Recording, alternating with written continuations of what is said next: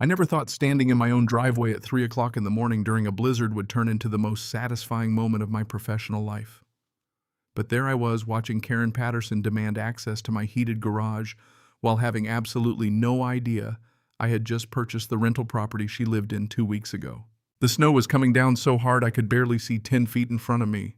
February in Denver, Colorado was brutal this year, and the Weather Service had issued warnings about this storm for days. Most sensible people were inside, bundled up, riding it out. But not Karen Patterson, president of the Riverside Meadows HOA. No, she was standing on my driveway in her designer snow boots and North Face jacket, pointing at my garage door like she owned the place. "I am invoking HOA Emergency Protocol Section 12.4, she shouted over the wind. "During severe weather events, residents with heated garages must provide access to board members for the safety of the community." I stared at her, snowflakes catching in my beard. "That's not a real thing, Karen." "Excuse me," she snapped. "It absolutely is. I wrote that provision myself 3 years ago. Now open this garage immediately. Walter or I will find you $500 per day until this storm passes." Walter Vaughn, that was me. 32 years old, owned a property investment company called Vaughn Holdings, and apparently the new landlord of the woman currently threatening me. The irony was so thick I could taste it through the frozen air. "Let me get this straight," I said, pulling my coat tighter. "You want me to open my heated garage, the one I pay to heat so you can park your Mercedes in there during the storm? Not just park. I'll be staying in there. My power is out." "Your power is out, so you want to sit in my garage? Your garage is heated and attached to your house. You can provide me access through the interior door. This is what community means, Walter. This is what being a good neighbor looks like." I had moved into Riverside Meadows 6 months ago, and in that time Karen had fined me twice for leaving my trash bins out 4 hours past collection time. Once for having a package on my porch for more than 24 hours, and 3 times for parking my work truck on the street overnight. The woman was a menace with a clipboard and too much time on her hands. But here was the thing she didn't know. 2 weeks ago, my company had closed on a purchase of 4 rental properties in this neighborhood. One of them was 2847 Riverside Drive, a 3-bedroom ranch that had been rented to the same tenant for 5 years. The previous landlord had handled everything remotely, and the tenant had been so low maintenance that they had barely spoken. The sale had been conducted entirely through attorneys and title companies. I had not met the tenant yet. I had simply received the rental agreement, saw that it was paid up through the end of the lease in August, and added it to my portfolio. That tenant was Karen Patterson. I had found out 3 days ago when I was reviewing my properties and cross-referencing addresses. I had actually laughed out loud in my office when I realized. My property manager, David, had asked what was so funny, and I had shown him. He had laughed too. We had both agreed this was going to be interesting when Karen eventually found out. I just had not expected it to happen at 3 o'clock in the morning during a blizzard with her demanding access to my garage. "I'm not opening my garage, Karen. Go back home. I will report you to the board. I will fine you. I will make your life in this neighborhood absolutely miserable. More miserable than you already do." "That's impressive." Her face was turning red, which was quite a feat considering how cold it was. "You think you're clever, don't you? You think you can just flaunt the rules because you're some big shot with a truck and an attitude. I think I can refuse to let someone use my private property. Yes. The HOA bylaws clearly state that during emergencies, residents must assist each other. This is an emergency. My house is freezing. I need somewhere warm to stay." "Then go to a hotel. The roads are undrivable. Nothing is open. You are being deliberately obstinate, and I will not forget this." I was getting tired of standing in the snow. My toes were going numb despite my boots. "Karen, I have offered you nothing but courtesy since I moved here, and you have done nothing but harass me with petty fines and complaints. I'm not giving you access to my garage. End of discussion. Good night." I turned to walk back toward my front door, but she grabbed my arm. Actually grabbed it. "You will open that garage or I will have you removed from this neighborhood. I have connections. I have power. You have no idea who you're dealing with." I looked down at her hand on my coat, then back up at her face. "Take your hand off me. Not until you open that garage. Karen, remove your hand or I'm calling the police. For what, I'm a board member enforcing HOA policy for trespassing and assault. You're on my property uninvited and you're physically restraining me." She let go but didn't step back. "You're making a huge mistake. When the board hears about this, when the other residents hear how you refuse to help during an emergency, you'll be a pariah. Nobody will talk to you. Nobody will help you. You'll be alone in this neighborhood. I was pretty comfortable with that outcome. She stood there glaring at me, snow piling up on her shoulders. The wind was howling now and visibility was getting worse. Despite everything, I felt a small twinge of concern. Not for her really, but just basic human decency. Look, if your power is really out and you're that cold, I can call you a cab to a hotel downtown. Some of them still have generators running. I'm not leaving my house unattended during a storm. What if pipes burst? What if someone breaks in? Then go back inside, light some candles, and use blankets like people have done for thousands of years. My house is 43 degrees inside. That's uncomfortable but not dangerous. You'll survive. I demand you help me, and I'm declining. We're going in circles now. I'm going inside. This time when I turned away, she didn't grab me, but she did shout, "You'll regret this, Walter Vaughn. I promise you that. I will make your life hell.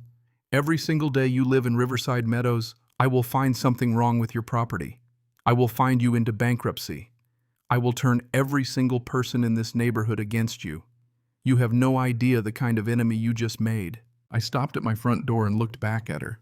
She was standing in the middle of my driveway, snow swirling around her, looking like some kind of vengeful snow witch from a bad horror movie. "Noted," I said and went inside. I watched her stomp back across the street to her house. Her porch light flickered, which confirmed the power situation. I actually did feel a bit bad. 43 degrees was pretty cold, but her attitude and sense of entitlement had killed any charitable instinct I might have had. I made myself some hot chocolate and went to bed. The next morning I woke up to find my truck had been ticketed. There was a bright orange violation notice stuck to the windshield. Apparently I had violated HOA policy by parking in my own driveway during a snow emergency. According to the notice, all vehicles needed to be in garages during snow events to allow for plowing. The fine was $200. I stood there in my driveway, coffee in hand, staring at this ticket that had been placed on my truck sometime between when Karen left at 3 o'clock in the morning and now 8 in the morning. The woman was dedicated. I had to give her that. I took a photo of the ticket and texted it to David. "She's escalating," I wrote. "When are you going to tell her?" he replied. "Soon. Lease is up in August. I'm going to send the non-renewal notice in March per the contract requirements. That gives her 5 months to find a new place." "You're evil. I love it." I was not evil. I was just done being harassed. The HOA had no authority to fine me $200 for parking in my own driveway. I owned the property. I paid the HOA dues. I had read the bylaws cover to cover, and nowhere did it say anything about parking restrictions during snow events except on the street, which made sense for plowing. My truck had been in my driveway on my property, not blocking anything. This was retaliation, pure and simple. I got in my truck and drove to my office. My company was based in a renovated warehouse in the Rhino district, and I shared the space with 3 other small businesses. It was a good setup, cheap rent, good location, and the coffee shop downstairs made excellent espresso. David was already there when I arrived, feet up on his desk, scrolling through property listings on his laptop. "Morning, sunshine. How was your night?" I told him about the garage incident. He laughed so hard he nearly fell out of his chair. "She demanded access to your garage, like actually demanded it, cited some fake HOA emergency protocol. That's beautiful. That's absolutely beautiful. Please tell me you recorded it." It was 3 in the morning during a blizzard. I wasn't thinking about my phone. Shame, that would have been great contempt. David ran our social media and marketing. He was always thinking about content. Anyway, she ticketed my truck this morning. $200 fine for parking in my own driveway. "Are you going to pay it?" "Absolutely not. I'm going to frame it." We spent the morning going over property reports and maintenance requests. We owned 43 properties across Denver and the surrounding suburbs. And there was always something that needed attention. A furnace in Aurora, a leaky roof in Lakewood, a tenant dispute in Capitol Hill. It was never boring. Around noon, my phone rang. Unknown number. I almost didn't answer, but something made me pick up. "Is this Walter Vaughn?" A woman's voice, older professional speaking. "This is Margaret Chen. I'm the vice president of the Riverside Meadows HOA. I'm calling regarding a complaint filed against you by our president, Karen Patterson." "Here we go. What's the complaint, Miss?" "Patterson has reported that you refused to provide emergency assistance during last night's storm and that you were verbally abusive and threatening toward her when she requested help." I leaned back in my chair. "That's an interesting interpretation of events. Can you provide your version?" I walked her through the whole thing.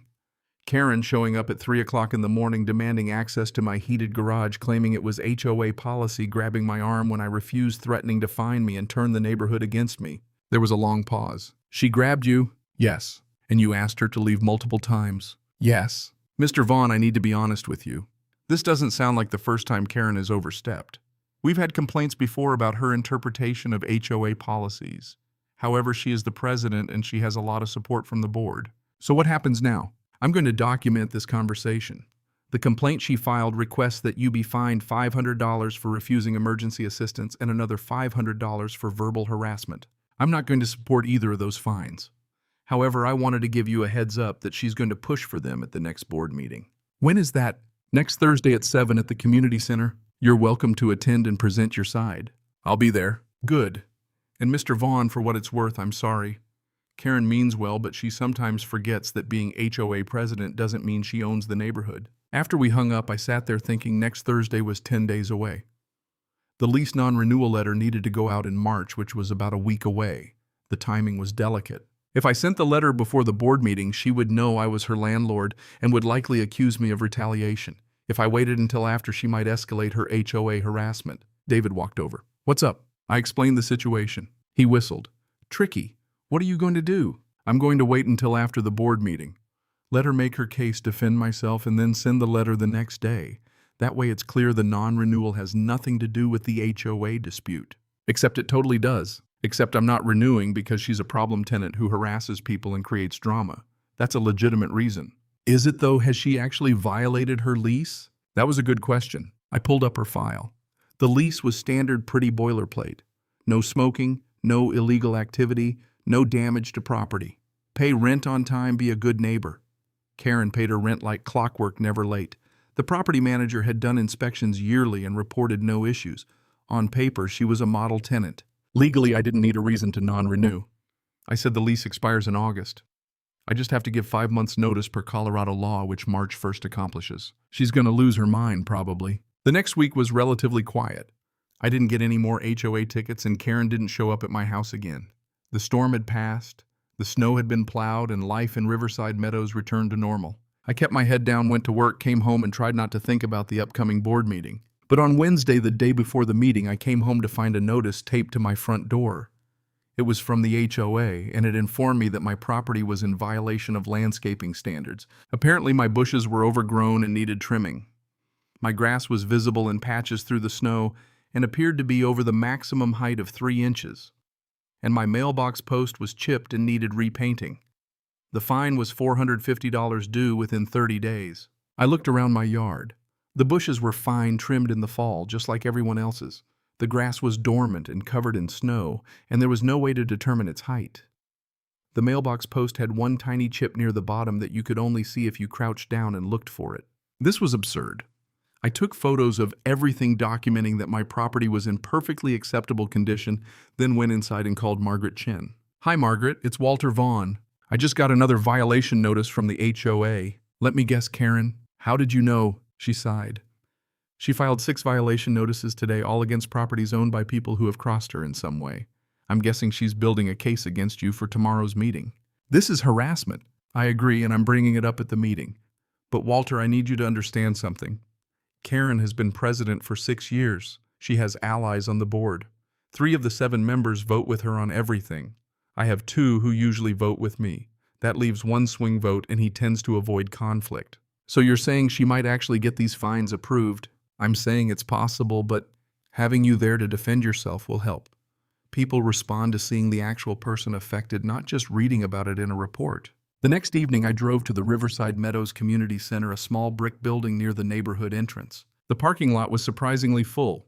Apparently, HOA meetings were well attended in this neighborhood, which probably explained how Karen had maintained power for so long.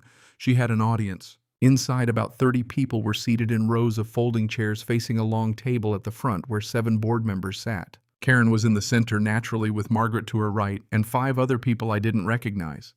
I found a seat near the back and waited. Karen called the meeting to order at exactly 7. She went through standard business, approving minutes from the last meeting, discussing the budget, reviewing maintenance schedules for common areas. It was all very official and boring. Then she got to new business. Item 7 on the agenda: violation complaints and fines. We have several properties in violation of HOA standards that need to be addressed. She pulled out a folder and started reading. 2847 Riverside Drive, Tenant has failed to maintain landscaping standards. Recommended fine $450. Wait, she had just read her own address. She was fine herself. No, wait. She thought the landlord was the previous owner. She didn't know I had bought the property. This was getting better by the minute. 3,421 Riverside Drive. Parking violations during snow emergency. Recommended fine $200. That was me. 3,421 Riverside Drive. Failure to provide emergency assistance. Recommended fine $500. Also me. 3,421 Riverside Drive. Verbal harassment of board member. Recommended fine $500. Me again. She went through 3 other properties with various minor complaints, then looked up. Discussion. Margaret spoke up. Karen, I have concerns about the complaints against 3,421 Riverside Drive. I spoke with Mr. Vaughn, who is here tonight, and his version of events differs significantly from yours. I think we need to hear from him. Karen's eyes scanned the room and landed on me. Her expression hardened. Mr. Vaughn is welcome to speak during the public comment period. This directly affects him. I think we should hear from him now. One of the other board members, a man in his 60s, nodded. I agree. Mr. Vaughn, would you like to address the board? I stood up and walked to the front. All eyes were on me. Karen looked like she wanted to set me on fire with her mind. Thank you. I'll keep this brief. On the night of the storm, at approximately 3 o'clock in the morning, Miss Patterson came to my property and demanded that I open my heated garage and allow her to use it because her power was out. She claimed this was required under HOA emergency protocol. I declined. She became aggressive, threatened to fine me, and turned the neighborhood against me and physically grabbed my arm when I attempted to go back inside my house. I asked her to leave multiple times. At no point was I verbally abusive or harassing. I simply exercised my right to refuse access to my private property. Murmurs rippled through the audience. That's a lie, Karen said immediately. You were hostile from the moment I arrived. You refused to help a neighbor in need during a dangerous storm. You threatened to call the police on me for simply asking for assistance. I threatened to call the police after you grabbed me and refused to let go. I never touched you. You did, and you know you did.